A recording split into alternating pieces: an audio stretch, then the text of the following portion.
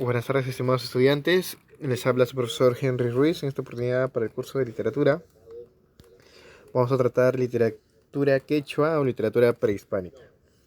A ver, chicos, ¿qué entendemos por literatura prehispánica? La literatura prehispánica aborda todas las manifestaciones literarias que se van a dar en los orígenes de la cultura prehispánica, es decir, conlleva desde las culturas incas, ¿ya?, hasta la llegada de los españoles. Ahora, todas estas manifestaciones se van a dar, por ejemplo, de forma oral, dado que las culturas prehispánicas no tienen una grafía desarrollada, es decir, son ágrafas, no tienen una escritura, ¿ya? Y van a ser transmitidas de forma orales, ¿no? Tanto sus mitos, sus leyendas, su poesía, sus poesías, ¿verdad? Que eran acompañados con danza, con instrumentos musicales. Todo esto van a ser de forma oral. Entonces, toda esta literatura que abarca desde los orígenes prehispánicos hasta la llegada de los españoles se considera literatura prehispánica, y es lo que vamos a estudiar ahora. Bien, chicos, la literatura prehispánica tiene las siguientes características. En primer lugar, se dice que es oral. ¿Ya? ¿Por qué oral? Dado que, como les mencioné, no desarrollaron una grafía escrita, entonces todos los relatos, cuentos eran contados de forma oral de generación a generación y ya más adelante va a ser plasmada de forma escrita. A su vez, al ser oral no quedaba un registro plasmado, ¿verdad?, en el cual se establecía la autoría o simplemente no había interés de manifestar la autoría de una obra. Por lo tanto, las obras son anónimas, ¿ya? No se conoce el autor. También se dice que es politeísta, dado que la cultura prehispánica tenían o adoraban muchos dioses, ¿no? Entre ellos los astros, las huacas, fenómenos meteorológicos, los rayos, la luna, las tierras, ¿verdad? La Pachamama, el Inti, el sol, ¿no? Entre otros, tenían muchos dioses. También se dice que era clasista porque en la cultura prehispánica existían dos clases, ¿no? Una clase cortesana, ¿verdad?, por el linaje inca, y una clase popular, ¿ya? Donde están el pueblo, ¿no? Incluso tenían sus propios maestros, los arabicus, que vamos a ver más adelante. Luego también se dice que es agrarista, dado que tienen muchos temas agrícolas y mucha de la poesía, por ejemplo, se da dentro del campo, ¿no? Mientras están haciendo sus labores. Y a su vez colectivista por esta misma razón, ¿no? Muchos trabajos se hacían de forma colectiva, las mitas, los ayllus, ¿verdad? Donde manifestaban su poesía. Entonces, chicos, como les decía, la cultura prehispánica tiene dos vertientes, es clasista, ¿ya? Y hay una vertiente oficial y una vertiente popular. En la vertiente oficial, esta es realizada por los samautas, que era el maestro, ¿no? Se podría decir quien enseñaba, quien adiestraba y dirigía a los que pertenecían a la corte imperial, ¿no? El linaje del Inca, ¿no? Acá se manifiestan hazañas de los dioses y fiestas religiosas. Por otro lado, tenemos una vertiente popular dirigida al pueblo, y estos eran realizados por unos maestros que son un poco menos instruidos, pero que tenían conocimiento de las poesías, también de los mitos, de las leyendas, y estos se llamaban arabicos, ¿no? Expresa sentimientos y deseos del ayo, acompañados de instrumentos musicales. Entonces, chicos, tenemos vertiente oficial o cortesana, realizado por los amautas, y una vertiente popular ya realizada por los arábicos. Ahora, chicos, yéndonos a los géneros literarios, la cultura prehispánica desarrolló el género épico, lírico y dramático. Cultivaron en el género épico los mitos, el mito de Cunirraya, esa princesa que corre, ¿verdad? Perseguido por el príncipe y al final se queda convertida en una montaña frente al mar, ¿verdad? Junto a su hija.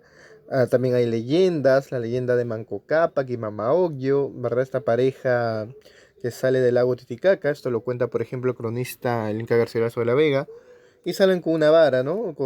Destinados a fundar un imperio, ¿no? Y esta vara se hunde en el cerro, en el Cusco, y es ahí donde van a fundar el Tahuantinsuyo, ¿no?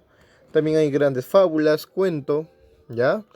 Y aquellas leyendas que les he mencionado. En cuanto a lo lírico, estaba íntimamente ligada con la música, la danza y las actividades cotidianas, como le dije, ¿no? Agrícolas. ¿Estamos? Y en cuanto a lo dramático, el teatro durante la época prehispánica fue el género menos desarrollado, pero quizás nos da la obra más resaltante de esta cultura, ¿no? Que es esa obra anónima llamada Ollantay. Luego, chicos, como les decía, en el género lírico se expresa de manera cantada y musicalizada, estaba asociada a actividades cotidianas, y ahí, por ejemplo, tenemos varias especies, por ejemplo, el ayi, ¿no? Que significa triunfo, ¿ya? Era de origen cortesano, con temas religiosos, heroicos y agrícolas. También tenemos el ayataki, canto fúnebre, que lamenta la pérdida de un personaje importante cuando se fallecía un inca, ¿verdad? O alguien del linaje de él, ¿no? También tenemos el Arawi, que era una poesía popular de carácter sentimental, íntimo, tierno y amoroso. Y ahí tenemos diversos Arawis, por ejemplo, el Amoray, que era el canto a la cosecha y las faenas agrícolas. Tenemos el Huancantaki, que era el canto de los animales. Tenemos el Urpi, que significa paloma, que era la poesía amorosa.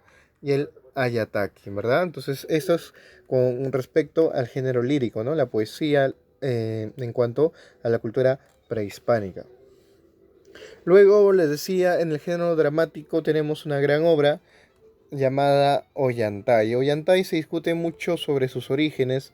Hay quienes dicen que esta obra pertenece a la cultura prehispánica, otros dicen que pertenece a la época colonial, ¿ya?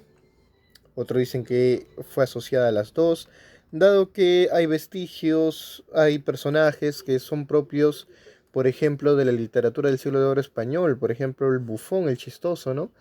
Que se presenta en esta obra también, que es Piquichaqui. Piquichaqui es el gracioso, ¿ya? Y eso se usaba en el teatro español.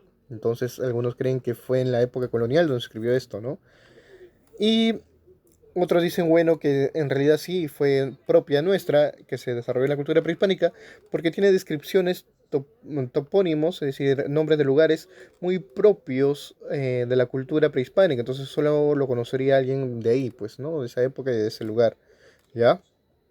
Ahora, centrándonos en sus características, podemos decir que tienen personajes bien caracterizados, el diálogo se muestra ágil y vivo, su estilo destaca por su severidad y nobleza, su lenguaje poético ofrece comparaciones y metáforas, bellas imágenes exactas. Personajes tenemos Ollantay, Yacusigcuyur, Apachacutic, Anahuarqui, Imazuma, Wilcauma, Piquichaqui, Rumiñahui, Orco Guaranca y Pitusaya. En cuanto a su especie, decimos que es un drama. Estructura está concebida en tres actos. Tipo de verso predomina el octasílabo, versos de 8 sílabas. Y es publicado, descubierto la publicación por Antonio Vidal. Tema central, el poder y el amor. ¿Ya? En esta obra, el personaje principal, como les mencioné, es Ollanta, que está enamorada de Cusikuyur. ¿Ya? Entonces Ollanta es un guerrero que pertenece al antisuyo. Y él se ha enamorado de la princesa Cusikuyur. Entonces va y pide la mano al mismo Inca, pero ustedes saben que el Inca solamente se podía, o sus hijos, sus hijas, podían tener relaciones entre su linaje, ¿no? Al Inca ni siquiera se le podía ver a los ojos. Entonces este guerrero, siendo tal, va hacia Pachacútec y le pide la mano sin tener miedo, sin nada, ¿no? Y obviamente Pachacútec se molesta, ¿no? Y le niega, pues, ¿no? Le niega la mano a Ollanta, pero Ollanta se enfurece, ¿no? Entonces amenaza, dice, ah, entonces voy a destruir Cusco y abandone el castillo imperial, ¿verdad? Y se va a su Antinsuyo. Entonces, Pachacútec, para que este romance no progrese, ¿qué hace? Esconde a su hija, ¿ya? Esconde a Cusikuyur y le encierra, ¿ya? Le encierra en una mazmorra ahí dentro del palacio para que nunca pueda salir. Entonces, ¿qué hace Pachacútec? Manda a Rumiñahui con miles de cusqueños, un ejército, y le dice, por favor, quiero que me traigas acá a Ollantay, rendido a mis pies. ¿Ya? Entonces, Rumiñahui intenta capturar a este Inca rebelde, ¿no? A Ollanta, pero fracasa en su intento. ¿Ya? Porque Ollanta era muy ágil y era un buen guerrero, ¿no? Y provoca una emboscada donde mueren todos los soldados cusqueños de Pachacútec y solo Rumiñahui se salva y va hacia al Inca, pues, ¿no? Y dice que no ha podido lograr su cometido, ¿no? Entonces el Inca lo reprocha, le dice que es un inútil y muchas cosas, pero luego pasa un tiempo y muere Pachacútec. Y obviamente a la muerte de un inca le sucede, lo suplanta, perdón, su hijo, ¿no? Y su hijo de Pachacútec era Tupac Yupanqui. Tupac Yupanqui es un poco más conciliador, ¿ya? Y le da una nueva oportunidad a Rumiñahui. Le dice, Rumiñahui, te voy a dar una nueva oportunidad. Quiero que me traigas a Ollantaya, ese inca rebelde que está haciendo ahí desmanes en el antisuyo, ¿no? Si no lo capturas, yo te quito el ojo a ti. El Rumiñahui hizo ojo de piedra, ¿no? Así que Rumiñahui ya no sabe qué hacer, ¿no? Entonces utiliza un ardid. Va de forma amistosa hacia Ollanta y le dice que el Inca, este, Tupac Yupanqui quiere hablar con él de forma conciliadora, ya que ya murió el Inca Pachacuti, que este Inca es más bueno, así le engaña, ¿no? Para que él vaya, ¿no? Entonces Pachacútec va, incluso va con su consejero, con su amigo chistoso, con Piquichaki, ¿verdad? Este era el gracioso, ¿no? Sin derramar de una sangre, ¿no? Él mismo se acerca. Y es ahí donde Tupac Yupanqui conversa, habla con Ollanta, entablan un buen diálogo, perdona a Ollanta, y en ese momento que los dos están juntos, ¿no? Ingresa una niña pequeña, ¿no? Llamada Imazumak, ¿ya? Pero en ese momento no saben quién es. Y esta niña está desesperada, ¿no? Está desesperada y pide clemencia a Tupac Yupanqui. Por favor, Inca, le dice, quiero que libere a mi madre, está encerrada. ¿Tu madre? Le preguntan, ¿dónde está tu madre? Y ella le dirige, ¿no? Esta niña Imazumak le dirige. Y encuentran una mujer encerrada, todo de despojos, maloliente, ya que había sido encerrada años y años, ¿no? Entonces, al liberarla, ¿verdad? Todos los presentes se asombran y Tupac Yupanqui reconoce, ¿no? ¿De quién se trataba esa mujer? ¿Quién era? Era su hermana, pues, ¿no? Kusikuyur. ¿Ya? Ollanta también descubre a su amada, ¿verdad? Se pueden conciliar su amor y la hija sería el fruto de su amor, ¿no? Y Mazumak sería su hija que ya creció, ya tenía alrededor de 12 años aproximadamente, ¿no?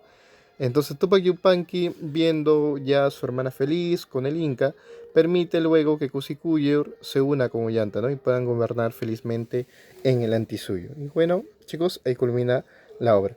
En el foro les voy a hacer unas preguntas, igual van a tener una actividad en la plataforma. Eso sería todo, chicos, gracias.